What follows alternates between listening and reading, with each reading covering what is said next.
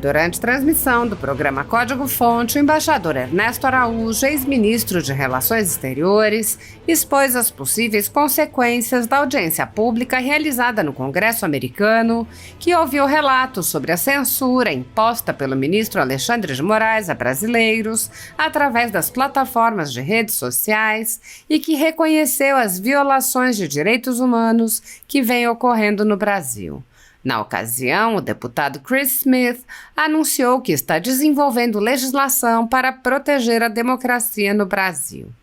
Ernesto Araújo explicou que a realização da audiência pública em si é importante por trazer a público a visão dos brasileiros e mostrar que há muita coisa além dos relatos da velha imprensa que reproduz as narrativas do consórcio formado por Lula e o STF. Ele apontou que a narrativa de que Bolsonaro tentou um golpe e Lula e o STF salvaram a democracia fica insustentável.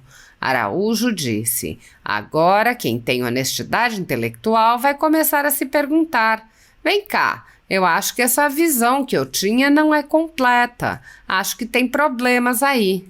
Isso é um avanço importante.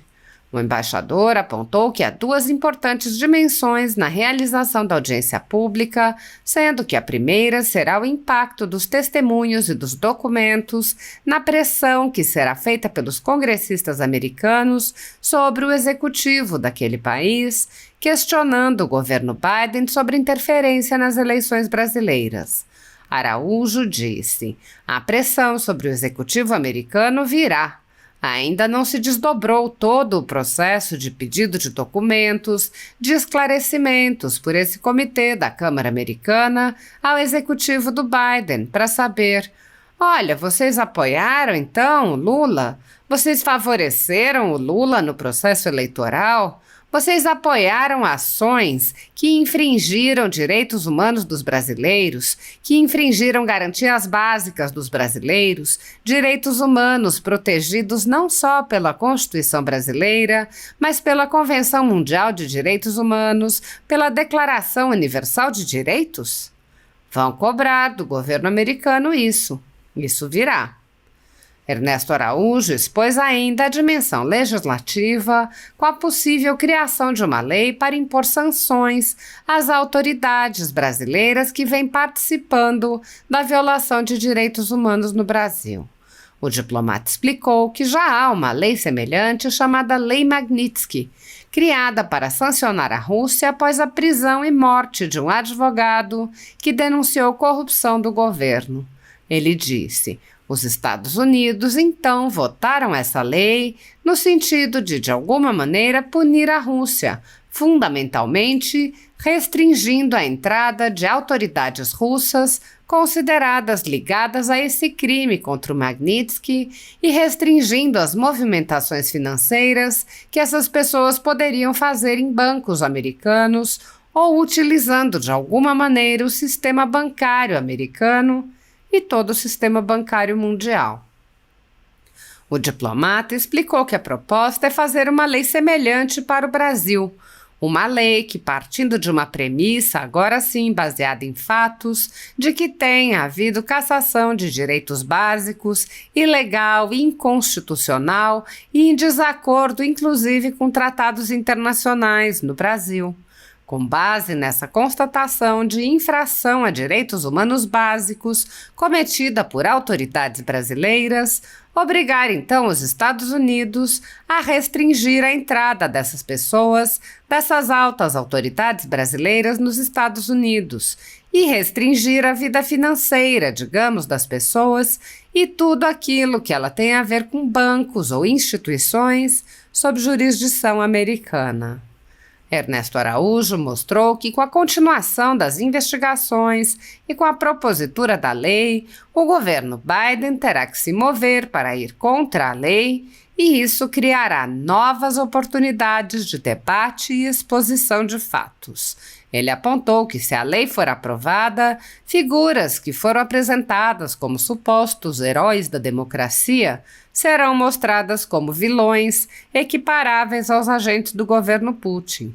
Araújo disse: só o fato disso ser discutido já é muito importante. E essa ligação com a Lei Magnitsky é muito importante porque ela é um símbolo dos Estados Unidos agindo da maneira que podem, dentro da sua jurisdição, para punir infratores criminosos, pessoas que cometeram crimes contra direitos humanos em outros países. Ernesto Araújo disse: está vindo dos Estados Unidos uma energia muito importante de contestação ao regime tirânico que nós estamos vivendo. Como vai se canalizar isso no Brasil? E quem vai, digamos, pegar esse bastão no Brasil, essa tocha? Os Estados Unidos estão acendendo uma tocha, mas quem precisa iluminar o Brasil com liberdade são os brasileiros. Então estamos estendendo essa tocha. Quem vai pegar essa tocha e o que fará com ela? Segundo a Constituição Federal, o controle dos atos de ministros do Supremo Tribunal Federal é realizado pelo Senado, que pode promover o impeachment dos ministros em caso de crime de responsabilidade. No entanto, os presidentes da Casa vêm barrando a tramitação dos pedidos sem consulta ao colegiado. Sem controle externo, alguns ministros do Supremo agem ao arrepio da Constituição.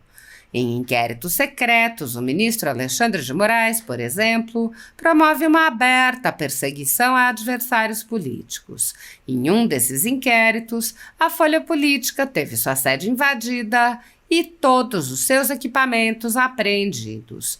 O inquérito foi arquivado por falta de indícios de crimes, mas os dados sigilosos foram compartilhados com outros inquéritos abertos de ofício e com a CPI da pandemia, que compartilhava dados sigilosos com a velha imprensa.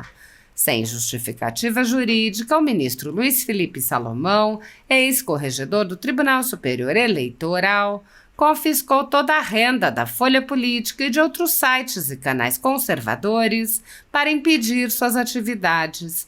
A decisão teve o aplauso e o respaldo dos ministros Luiz Roberto Barroso, Alexandre de Moraes e Edson Fachin. Todos os rendimentos de mais de 20 meses de trabalho de jornais, sites e canais conservadores vêm sendo retidos sem qualquer base legal. Se você apoia o trabalho da Folha Política e pode ajudar, doe qualquer valor à empresa Raposo Fernandes através do Pix, usando o QR Code que está visível na tela ou o código ajude@folhapolitica.org. Caso não utilize Pix, há a opção de transferência bancária para a conta da empresa Raposo Fernandes, disponível na descrição deste vídeo e no comentário fixado no topo. Há mais de 10 anos, a Folha Política vem mostrando os fatos da política brasileira e dando voz a pessoas que o cartel midiático quer calar. Pix ajude@folhapolitica.org. Assista. Então, acho que é isso que fica. Você avança, então, uma casa em termos de ressonância, em termos de visualização do que está acontecendo no Brasil. Pelo menos você problematiza algo que não era problematizado há pouco tempo atrás. Então, a visão de todo mundo era de que, olha, Brasil, Bolsonaro tentou dar um golpe, foi lá o Lula e salvou a democracia com o STF. Né? O máximo que as pessoas veriam era isso. Agora, quem tem honestidade intelectual vai começar a se perguntar, vem cá, eu acho que essa visão que eu tinha não é completa, acho que tem problemas aí. Isso é um avanço importante. Né? Agora, dois outros temas. Né? Então, falamos da importância tripla desse tipo de sessão e da atividade do Congresso americano nesse tipo de tema. Ressonância, né, foi importantíssimo. Pressão sobre o governo, sobre o executivo americano e legislação. A pressão sobre o executivo americano virá, né, isso está vindo,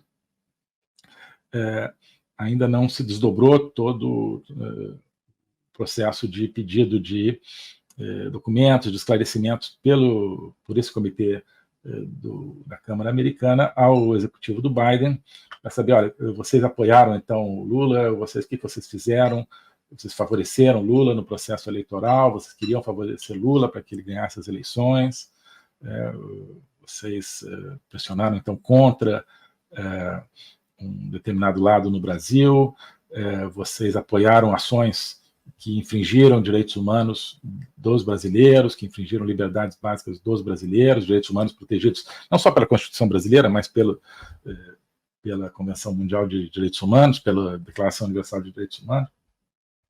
Vão cobrar do governo americano isso virá. Né? Sobretudo, então, mas além disso, o que já surgiu, então, a dimensão de ressonância já está aí, e vai continuar, eu acho. A dimensão de cobrança sobre o governo Biden vai continuar e aumentar, me parece também. E a dimensão legislativa, né? Acho que também foi uma grande novidade, porque o Chris Smith anunciou que está preparando um projeto de lei que se compara à lei chamada Lei Magnitsky, o Magnitsky Act, que é uma lei de 2012, aprovada nos Estados Unidos, que consistiu no seguinte: por que ela se chama Lei Magnitsky? Porque na Rússia, era um advogado que começou chamado Magnitsky, que começou a investigar extorsões e corrupção e distorção das leis tributárias na Rússia praticada pelo Putin, pelo governo Putin, contra diferentes pessoas na Rússia, né? Ou seja, estava sendo usado o mecanismo tributário para mecanismo de coação, de repressão política, né, de distorção, manipulação política, tudo isso, corrupção, etc. Começou a investigar, foi preso, né, o Magnitsky, na Rússia, foi preso, e morreu na prisão, aparentemente, de maus tratos e espancamento na prisão. E os Estados Unidos, então, votaram essa lei no sentido de alguma maneira, punir a Rússia por isso, punir o governo Putin por isso, fundamentalmente restringindo a entrada de autoridades russas consideradas ligadas a esse crime, né, contra o Magnitsky, e restringindo as movimentações financeiras que essas pessoas poderiam fazer em bancos americanos ou utilizando de alguma maneira o sistema bancário americano, que acaba pegando aí todo o sistema bancário mundial. Então, a ideia aparentemente é essa em relação ao Brasil. Então, uma lei que, partindo de uma premissa, agora sim, baseada em fatos, de que tem havido cassação de direitos básicos, ilegal, inconstitucional e em desacordo, inclusive, com tratados internacionais no Brasil, né, com base nessa constatação, né, de infração a direitos humanos básicos cometida por autoridades brasileiras, obrigar, então, os Estados Unidos a restringir a entrada dessas pessoas, dessas altas autoridades brasileiras e outras, nos Estados Unidos, e restringir a vida financeira, digamos, dessas pessoas em tudo aquilo que ela tem a ver com bancos ou instituições sob jurisdição americana. Né? Isso cria uma pressão muito grande. Cria uma pressão sobre o governo Biden e sobre os democratas, porque certamente vão ser contra a lei e vão ter que, né, explicar por que são contra, e no debate dessa lei vão surgir novamente os fatos do lado, né, de quem defende a liberdade, e a ausência de fatos no caso das narrativas do corruptariado vai surgir.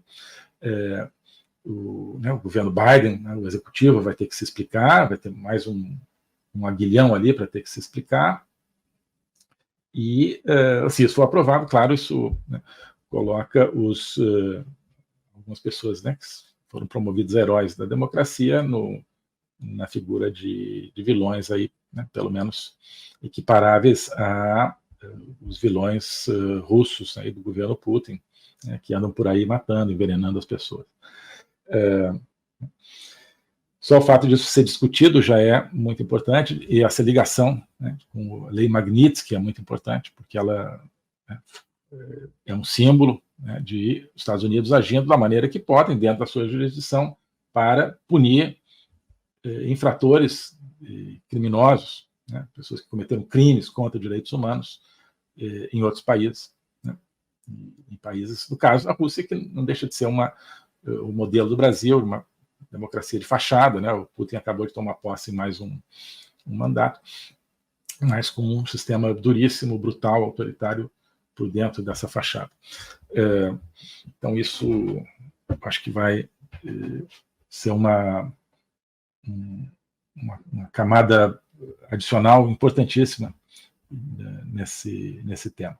E essas três dimensões, elas se superpõem e elas se alimentam umas às outras. A dimensão da ressonância, então, quando você discute a dimensão legislativa, né, aumenta a ressonância, com isso aumenta o número de pessoas e vozes pressionando o executivo para que se explique, né, e esse aumento vai levar mais pessoas no Congresso americano, que já não estão olhando tanto para esse tema, olharem para esse tema e fazerem mais pressão legislativa e assim por diante. E pode ir numa bola de neve isso, que é muito importante. Bom, e só para concluir, uma pergunta que eu sempre me faço, que eu já tenho me feito, e acho que tenho feito em alguns momentos aqui nesse tema, no nosso canal, que é o seguinte, então está vindo dos Estados Unidos uma energia muito importante, né, de contestação ao regime tirânico que nós estamos vivendo.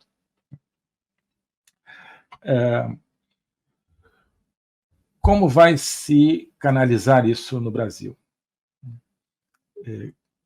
Quem vai, digamos, pegar esse bastão no Brasil, essa tocha, né? Os Estados Unidos meio que estão acendendo uma tocha, mas quem precisa, né, iluminar o Brasil com liberdade são os brasileiros. Então, meio que estão nos estendendo essa tocha. Né? Quem vai pegar essa tocha? Quem vai pegar essa tocha e o que fará com ela? Oi, pessoal. Hoje eu queria convidar você, cada um de vocês, para fazer parte de um projeto, que é a Academia Folha Política. A Academia Folha Política é mais do que um curso, simplesmente. Ali dentro tem o meu curso de Logopolítica, agora também o curso sobre juristocracia, totalitarismo e resistência política. Tem outras iniciativas, como a Agenda 2030, de comentário de atualidades, tem vários vídeos, mas isso tudo cria um espaço. Não é apenas uma coleção de produtos individuais. Isso é um espaço de reflexão, um espaço de conexão entre as pessoas e, sobretudo, um espaço de autoconhecimento. Ali a gente está construindo um caminho, uma viagem para que cada um se conheça melhor a si mesmo, isso é a base de tudo, também para que nós, como brasileiros, conheçamos melhor o nosso país, nós conheçamos melhor o tempo que nós vivemos no nosso mundo, que nós conheçamos melhor também a nossa civilização, a civilização ocidental. Isso tudo cria uma atmosfera de conhecimento. E o conhecimento é que conduz à liberdade, que conduz à libertação. Então, esse é o convite que eu queria fazer. Conhecer todo esse ambiente de uma construção conjunta. Passando a ser membro da Academia Folha Política, você não está adquirindo, portanto, um produto pronto, definido e acabado, como um curso definitivo. Não. É um processo do qual você vai participar, um processo no qual você vai criar o seu próprio conhecimento. Tá bom? Então aqui tem a descrição, tem o link para ingressar na academia, tem a opção anual, a opção mensal, e eu tenho certeza que quem entrar vai se entusiasmar com esse projeto, vai se entusiasmar com essa construção, tá bom? Abraço.